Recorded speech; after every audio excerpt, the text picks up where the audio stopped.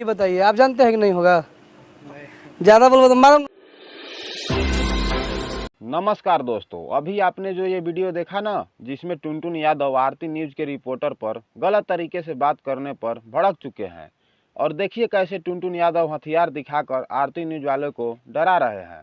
दोस्तों, पूरी वीडियो आपको अंत में दिखा देंगे, उससे पहले ये देख लीजिए कि क्या पूछे आरती न्यूज के मनीष, जो इतना भड़क गए टुनटुन यादव। अब नहीं झगड़ा होगा, सब लोग एक है। अब होगा कि नहीं होगा आप जानते हैं क्या? हम लोग जोड़ने के काम करेंगे, आप लोग कलाकार हैं। तो आप ये बताइए, आप जानते हैं कि नहीं होगा? हम कैसे जानेंगे कि नहीं होगा? तो दोस्तों, देखा ना आप लोग, टुनटुन यादव से पवन और खेसारी लाल के विवाद पर बोल रहे थे रिपोर्टर मनीष कि अब इन दोनों स्टारों में कभी विवाद नहीं होगा।